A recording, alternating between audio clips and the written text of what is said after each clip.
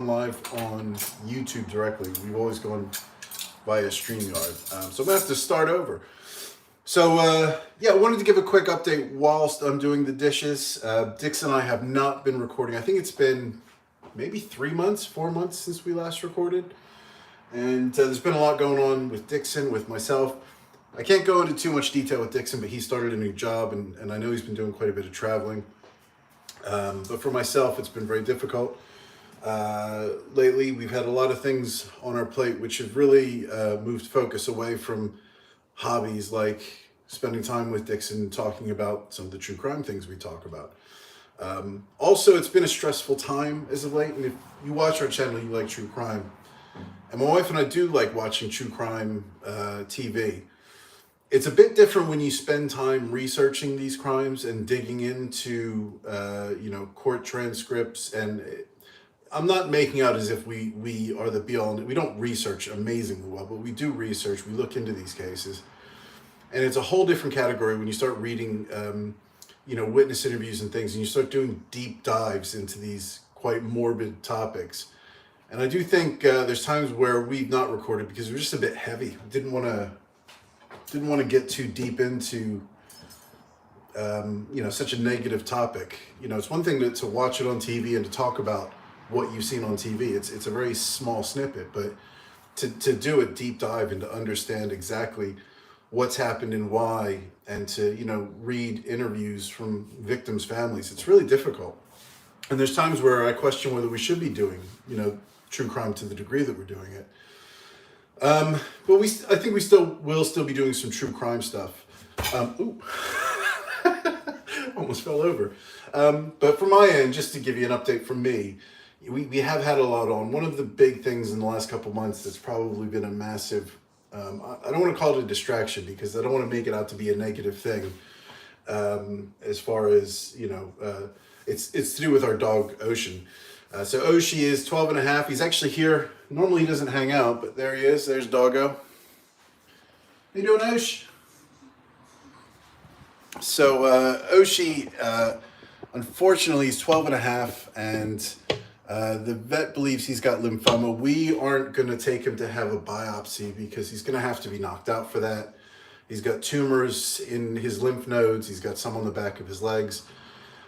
Which means it's spread.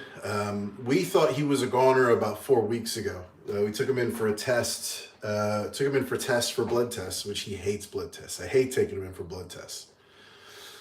But we took him in for blood tests, and we thought his kidneys were failing. And because his kidneys were failing, the vet said he really doesn't have much time left. He's going to be very lethargic. You probably don't have a lot of time left. So we took him back. We took some medication. I think it was some steroids because he was a bit anemic as well.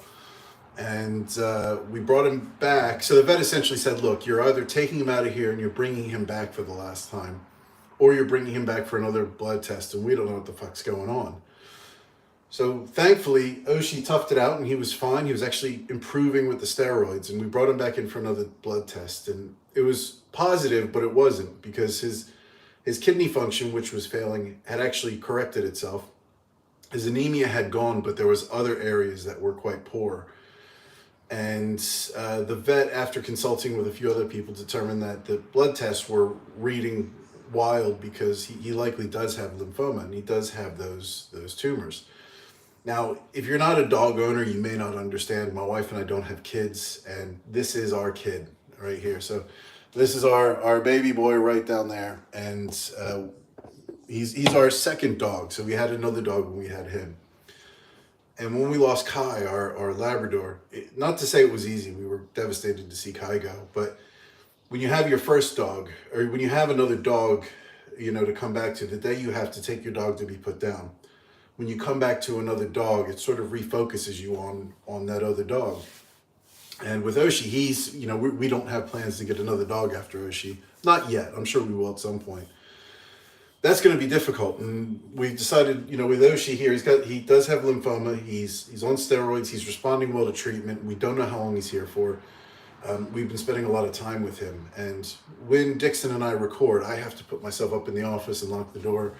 And since he's not been feeling too well, he's spending more time with us. He's hovering around us more. and he can't walk up the stairs.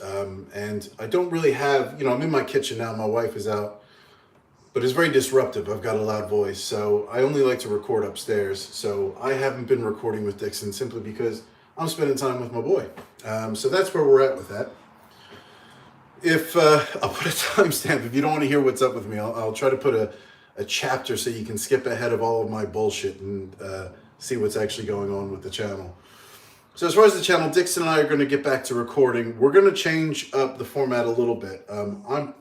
We are still going to have crime stuff on here, but I think we're going to have two different kinds of crime content. One of which is going to be a little bit more live stream, more community based. There's a few court cases I want to cover. So Dixon and I are having trouble coordinating times, which is another challenge. And there's a few court cases I want to cover. Not so much the case itself, but some of the what's the word? Not interrogations. Some of the interviews on the stand. So the cross examinations. I can't remember the word. I can't edit this, so I think you know what I'm talking about. I've really been enthralled by the Nancy Brophy case. So if you're not familiar, Nancy Brophy, I believe she lives in Portland, was married to a gentleman who was a culinary university teacher at a culinary school. And Nancy Brophy was arrested for murdering her husband. She'd been married for something like 15, 20 years to him. She was an older lady. And what fascinated me about this case, the reason I wanted to cover it, I want to cover it where we watch both the examination and cross-examination together and just sort of see it in real time and comment on it. Nancy Brophy does not look like somebody who would murder anybody. Nancy Brophy represents, to me, the scariest person you can run across, which is the most unpredictable murderer you can imagine.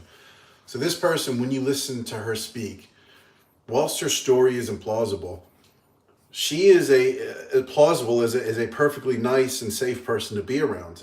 And her husband, I would imagine, had no clue this was coming from her. She didn't have any priors to indicate she had a violent past. She didn't even like guns historically. And she ended up shooting her husband. Now, she claims innocent throughout the trial. But what fascinates me about her is just how safe she comes across as a person. I mean, I was talking to my wife about this. And I said, you are exactly the last person on the planet I would hope to murder me, which obvious. I don't want my wife to murder me. But I said, I would never, ever in a million years expect you to do that. And she said the same about me. I said, thank you. But that's kind of the situation Nancy and her husband were in, where her husband probably would have said the same thing I would have. And one day he's in school working, and she shoots him in the back, comes into the cooking school he worked at and shot him in the back. And I think he didn't go down straight away. I think he turned around and he eventually was shot, I think, in the chest. I don't think he was shot in the head. So he would have seen the person who was doing it. He would have seen it's Nancy Brophy. And I don't know why, sometimes something in a case just sticks with you and it resonates, and you have this sense of safety all the time with the people you're close to, your family, your friends. Nancy Brophy represents that person in your family, that Aunt Nancy that you would think would never do anything like that. A popular aunt, a loved wife, and out of nowhere she shoots her husband. And I find it scary. I find watching her performance in court fascinating because she's defending herself. And whilst you're watching that, you just think, yeah, she's from the evidence, she is the one who's done that.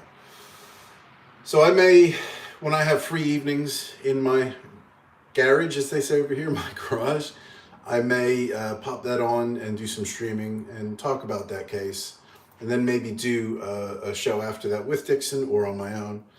The other thing we're going to do, which some people may or may not like, it's more of a passion project for Dixon and I, is within the true crime genre, but we're going to do something a bit more lighthearted, and we're going to review some vintage crime shows. The first one we're going to do is Murder, She Wrote. We're going to record that on Wednesday.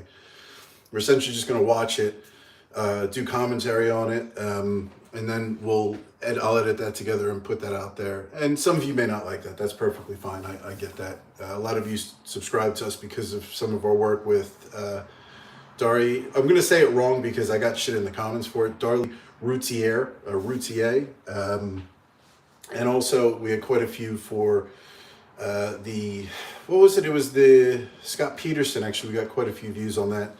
But when we started this channel, originally we were doing film reviews, and just ended up starting to do some of this true crime stuff, which seemed to resonate with people. But I just wanted to do a quick channel update. I said doing dishes whilst giving an update. I haven't done a single goddamn dish. But I thought it was good just to give an update, let people know that we haven't abandoned the channel. Life happens. But I think it might be good to pick it up, let you know where we're at, and if you have any feedback, anything you want to see us do in the comments, let me know. And for those of you who have watched this far, God bless you, and hope to see you again soon. Take care.